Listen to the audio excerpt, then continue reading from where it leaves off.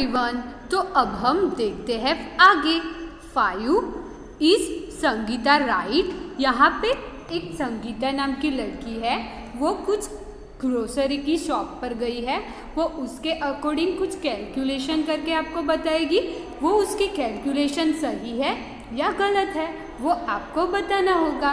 Sangeeta went to the market with her grandpa। Sangeeta है वो उसके ग्रैंडपा के साथ मार्केट गई थी। यहाँ पे हमें एक ग्रोसरी शॉप दिखाई दे रही है।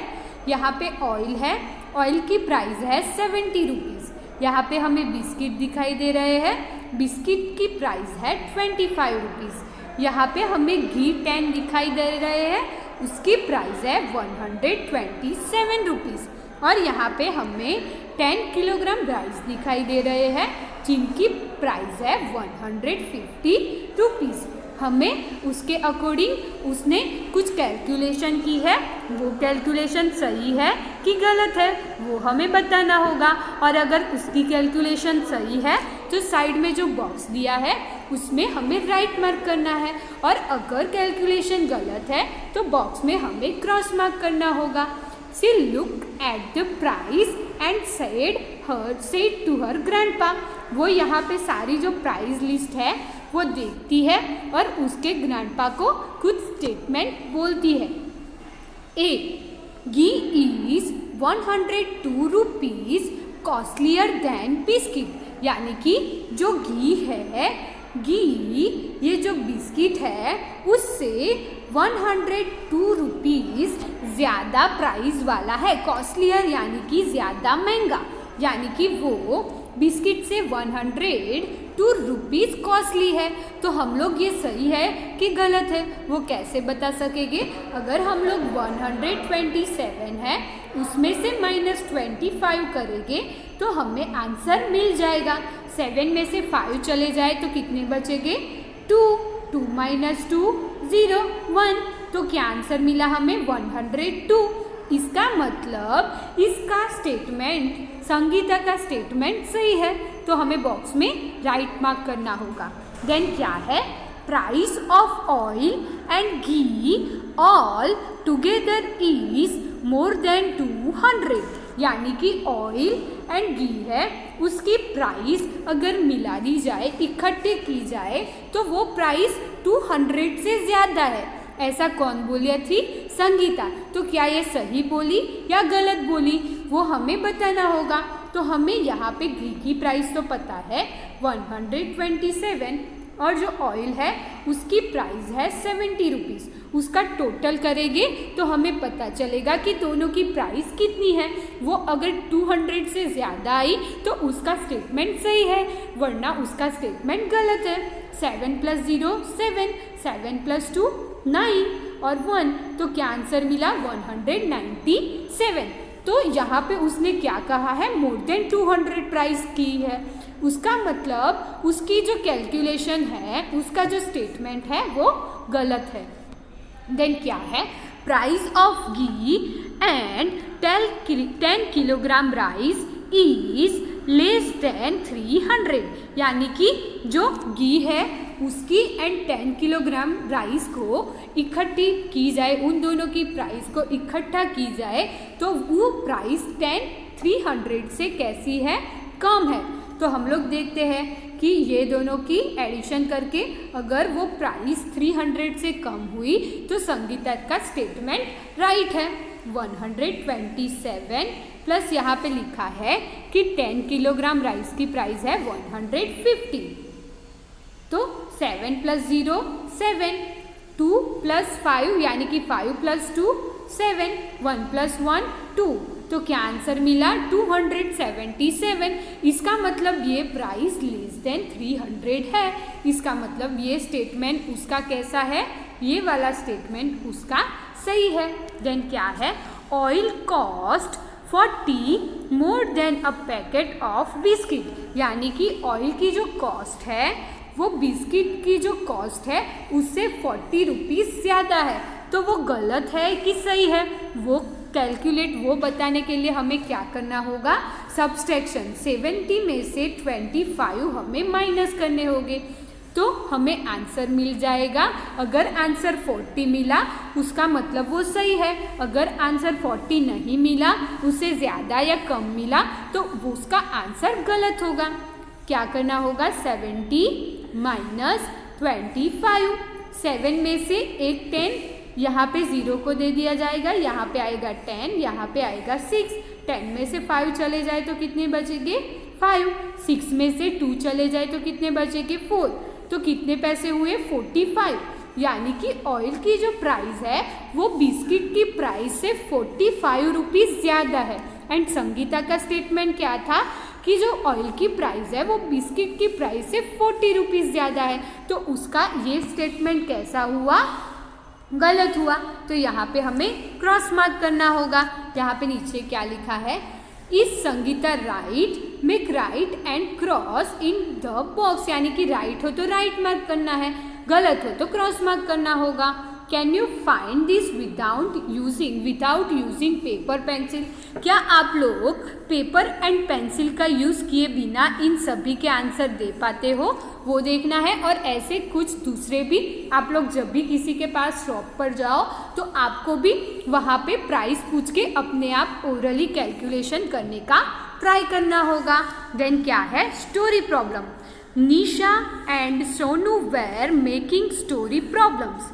Nisha shared 30 boys and 14 girls in a class. Sonu, can you make a problem on it? Nisha and Sonu वो दोनों क्या करते हैं? स्टोरी दी होती है उसके अकॉर्डिंग प्रॉब्लम बनाते हैं। निशा ने उसे स्टोरी बताई कि 13 बॉयज़ है, 14 गर्ल्स है क्लास में। अब सोनू को क्या करना होगा? उसका एक प्रॉब्लम बनाना होगा। तो सोनू क्या लिखती है? There are 13 boys and 14 girls in a class, यानी कि क्लास में 13 बॉयज़ है, 14 गर्ल्स है। तो उसका प्रॉब्लम बनाना है। प्रॉब्लम यानी कि कोई भी क्वेश्चन बनाना होगा। तो उसने क्या क्वेश्चन बनाया? How many students are there all together, यानी कि जो क्लास है उसमें बॉयज़ एंड गर्ल्स सारे स्टूडेंट को मिलाकर कितने स्टूडेंट होते हैं। तो ये जो क्वेश्चन बनाया उनका आंसर भी आपको देना होगा। तो 13 + 14, 3 + 4 7, 2, तो क्या आंसर मिला? 27। देन क्या है? You can also make story problems with your friends. Look at each picture and the words next to it.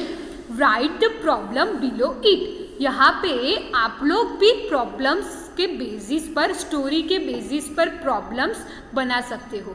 क्या करना होगा? आपको आपके फ्रेंड्स के साथ मिलकर ये प्रॉब्लम्स बनाने होंगे। यहाँ पे हमें पिक्चर में पिक्चर्स दिए हैं एंड उसके आसपास कुछ वर्ड्स दिए हैं, यानी कि उसकी हमें कुछ प्रॉब्लम्स बनाने होंगे। ए है 36 man and 52 women waiting for their turn. यहाँ पर सब लोग 36 मैन है वो एंड 52 वुमन है, वो सारे लोग अपनी बारी आए उसके लिए यहाँ पे लाइन में खड़े हुए हैं। यहाँ पर किस चीज़ के लिए लाइन लगी है? योर वॉट काउंट्स, यानी कि वॉट देने के लिए उनकी लाइन लगी हुई है। तो आपको यहाँ पे उसके बेसिस पे स्टोरी की एक स्टेटमेंट देना होगा और उसका एक प्रॉब्लम लिखना होगा। तो हम लोग क्या लिख सकते हैं? There are 36 man and 52 woman waiting for their turn. या फिर ऐसे लिख सकते हैं there are 36 man and 52 woman waiting for voting. और उसके बेस पर हम लोग क्या क्वेश्चन बना सकते हैं?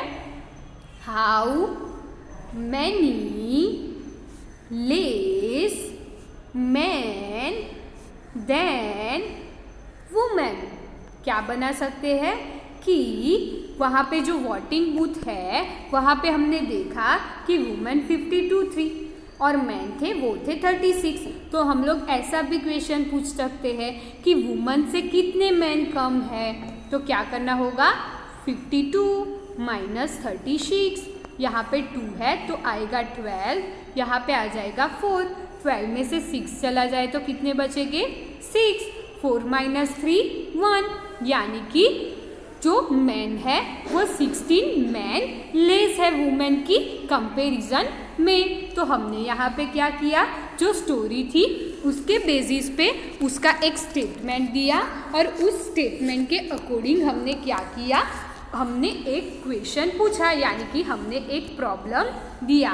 देन क्या है, B, we have our mid day meal in 20 minute and play for 50 minutes, यानी कि यहाँ पे कुछ बच्चे जो दोपहर को खाना होता है वो ले रहे हैं, उसका टाइम दोपहर के खाने के लिए उनको 20 मिनट्स दिया जाता है एंड उनको प्ले यानी कि खेलने के लिए 15 मिनट्स दिए जाता है। तो हम लोग क्या लिख सकते हैं, we got 20 minute for meal and 15 minute for playing. क्या लिख सकते हैं, we got 20 minute for meal and 15 minute for playing. उसके अकॉर्डिंग हमें एक प्रॉब्लम भी बनाना है। तो हम लोग प्रॉब्लम कैसा बना सकते हैं, हम लोग ऐसा भी बना सकते हैं कि how much more time we got for meal, और फिर दूसरा कैसा क्वेश्चन बना सकते हो, how many minute less you got for playing, यानी कि खेलने के लिए आपको कितनी कम मिनट्स दे जाती है मेल के कंपैरिजन में, वो आपको लिखना होगा। देन थर्ड पिक्चर है, the post office is 1 kilometre from Shahid home and 2 kilometre from the school, यानी कि यहाँ पे शहीद नाम का लड़का है, उसके घर से जो पोस्ट ऑफिस है वो 1 किलोमीटर दूर है एंड उसकी जो स्कूल है and 2 kilometre from he school, यानी कि जो पोस्ट ऑफिस है वो उसके स्कूल से 2 किलोमीटर दूर है। तो हम यहाँ पे स्टेटमेंट लिख सकते हैं, post office is 1 kilometre away from home and 2 kilometre away from school. क्या लिख सकते हैं, post office is 1 kilometre away from home and 2 kilometre away from school. तो उसके अकॉर्डिंग हम लोग क्वेश्चन पूछ सकते हैं, विच डिस्टेंस, क्या पूछ सकते हैं, विच डिस्टेंस इज मोर, यानी कि पोस्ट ऑफिस तक पहुंचने के लिए कौन सा डिस्टेंस ज़्यादा है, फॉर हम वो बताना होगा। और उसके लिए हम लोग ऑप्शन भी दे सकते हैं, स्कूल टू पोस्ट ऑफिस और होम टू पोस्ट ऑफिस। तो हमें उसका आंसर देना होगा कि कौन सा डिस्टेंस ज़्यादा है। तो हमें पता है कि जो स्कूल से पोस्ट ऑफिस का डिस्टेंस है वो 2 किलोमीटर का है, यानी कि वो डिस्टेंस ज़्यादा है। उसके अकॉर्डिंग हम लोग दूसरा क्वेश्चन भी पूछ सकते हैं कि which distance is less, home to post office और स्कूल टू पोस्ट ऑफिस। तो उसका आंसर क्या आएगा, home to post office. Then देखते हैं D, Bunty has read 27 books and Babli has read 34 books. यहाँ पे बंटी है उसने 27 बुक्स रीड की है एंड जो बबली है उसने 34 बुक्स रीड की है। तो हम लोग उसके अकॉर्डिंग स्टेटमेंट दे सकते हैं, Bunty read 27 books, Babli read 34 books.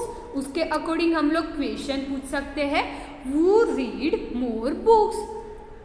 क्या पूछ सकते हैं, वो रीड मोर बुक्स, यानी कि किसने ज़्यादा बुक्स पढ़ी हुई है, तो वो हम लोग बता सकते हैं। और दूसरा क्वेश्चन कैसा पूछ सकते हैं, वो रीड लेस बुक्स, तो उनका भी आपको आंसर भी देना होगा। अब देखते हैं काउंट टू सब्सट्रैक्ट, यहाँ पे सब्सट्रैक्ट करना है। डॉली बॉट 4 डजन बनाना। हमें पता है कि 1 डजन में आते कितने हैं, 12। तो वैसे डॉली ने कितने डजन बनाना लिए, 4 डजन। इसका मतलब उसके पास कितने बनाना हुए होंगे? 48 bananas. And gave 1 to each of her friends। इसका मतलब उसने 48 बनाना लिए, उसमें से उसने सारे उसके फ्रेंड थे उन सभी को एक एक बनाना दिया। 30 बनानास वेर लेफ्ट, यानी कि उसके पास सिर्फ अब 30 बनानास बचे। कितने बनाना बचे? 13। हाउ मैनी फ्रेंड्स गॉट बनाना, यानी कि कितने फ्रेंड्स को बनाना मिला, वो हमें आंसर देना होगा। 48 बनाना थे, उसके पास लास्ट में बचे ओनली 13, तो उसमें से 48 में से 13 माइनस करेंगे तो उसने उसके कितने फ्रेंड्स को बनाना दिए होंगे वो आंसर हमें मिल जाएगा। देन क्या लिखा है? As you know this can be found by counting forward from 13। हम लोग उसे 13 से फॉरवर्ड जाकर भी काउंट कर सकते हैं। It is easier to count in jump of 10। यहाँ पे लिखा है कि अगर 10 का जंप करके उसे काउंट करें तो वो बहुत ही ईजी रहेगा। You can also use Kittu's home show on page 29 to solve this problem. हमें पता है, हमने किट्टू का होम देखा था, उसमें हमने देखा था कि वो जो भी उसका रूम या फिर जो भी उसका रूम नंबर कहे तो उसके लिए हम लोग 10 जंप करके और जंप करके प्लस करके वैसे ऊपर नीचे रूम में जाते थे। तो वो वाला सेम तरीका आप लोग यहाँ पे अप्लाई कर सकते हो। क्या लिखा है? यहाँ पे लिखा है 48 माइनस 30। यहाँ पे 13 से हमें जंप करना होगा 10 तो आएगा 23। 23 में से जंप करना होगा 10 तो आएगा आंसर 33। 33 है, उसमें 10 का जंप करेंगे तो आंसर आएगा 43। और यहाँ पे लिखा है 48, हमारे पास आ गया 43। 43 है, उसमें अगर 5 ऐड करेंगे तो हमें मिल जाएगा 48। यानी कि उसके कितने फ्रेंड्स थे वो देखना हो तो 10 + 10 + 10 + 5 करेंगे तो जो आंसर आया, यानी कि 10 + 10 20, 20 + 10 30, 30 + 5 35, तो हमें आंसर मिल गया 35। देन वैसे ही हमें यहाँ पे कुछ दूसरे प्रॉब्लम्स दिए हैं जिनको भी हमें जंप करते हुए सॉल्व करना होगा। यहाँ पे क्या लिखा है? 56 माइनस 37। 56 माइनस 37, यहाँ पे 37 है, क्या है लास्ट नंबर 37। 37 से हमें कहाँ तक जाना है? 56 तक। तो 37 + 10 47, 10 का जंप 57, क्या नंबर आया? 57। 57 56 नंबर से एक ज़्यादा है तो हमें एक नंबर वापस आना होगा, यानी कि 10 + 10, उसमें से एक नंबर हम लोग आगे आए, इसका मतलब -1। 10 + 10 20, 20 में से एक चला जाए तो यहाँ पे क्या आएगा? 19। यहाँ पे लिखना होगा 56 माइनस 37, आंसर आएगा 19। वैसे ही बी है 60 माइनस 45। यहाँ पे हमें क्या करना है? 45 में 5 ऐड करके 50 पर जाना है। 50 से 10 ऐड करते 60 में जाना है। ऐसे भी कर सकते हैं, या फिर 45 + 10 55, हमें जाना कहाँ तक है? 60 तक, तो यहाँ पे लिख दो 60। 55 में अगर 5 ऐड करेंगे तो भी हम लोग बता सकते हैं। 5 + 10 15, 60 - 45, तो यहाँ पे हमारा आंसर क्या आएगा? 15। वैसे ही सी है, वो क्या है? 80 - 59। 59 से हमें जंप करते करते कहाँ तक जाना है? 80 तक। तो हम लोग 50 में अगर 59 में 1 ऐड करेंगे तो आ जाएंगे 60 में। अब हमें जाना कहाँ तक है? 80 तक। 60 में 10 प्लस करो 17, 70 में +10 करो 80, तो आ गया ये 1 + 10 यानी कि 11। 11 + 10, तो हमारा आंसर क्या आ गया? हमारा आंसर आया यहाँ पे 21। तो 80 - 59 = 21। वैसे ही यहाँ पे नेक्स्ट है 85 - 63। क्या है? 85 - 63, तो हमें क्या करना होगा? 63 से स्टार्ट करना होगा। 63 प्लस 10 तो आएगा 73, 73 प्लस 10 तो आएगा 83। हमें चाहिए क्या? 85। कौन सा नंबर हमें यहाँ पर चाहिए? 85 नंबर चाहिए। तो अब हम क्या करेंगे? 83 है, उसमें प्लस 1 करेंगे तो आएगा 84, अगेन प्लस 1 करेंगे तो आएगा 85। 10 plus 10 plus 1 plus 1, 10 plus 10 20, 20 plus 1 21, 21 plus 1, तो हमारा आंसर यहाँ पे क्या आएगा? 22। देन नेक्स्ट क्या है? 84 माइनस 69, तो स्टार्ट कहाँ से करना है? 69 से। 69 से आए 79 तक, तो आ गए 10। अब क्या करना होगा? प्लस 5 करके देखने होंगे। 79 प्लस 5 तो आ जाएंगे हम लोग 84 पर। तो 10 प्लस 5, तो यहाँ पे 10 प्लस 5 15, यानी कि 84 माइनस 69 इज इक्वल टू 15। वैसे ही आपको F एंड G वाले जो है वो अपने आप ही ऐसे जंप करके सॉल्व करके देखने होंगे और देखना होगा कि क्या आपका ये कॉन्सेप्ट क्लियर हुआ कि नहीं हुआ। Thank you everyone.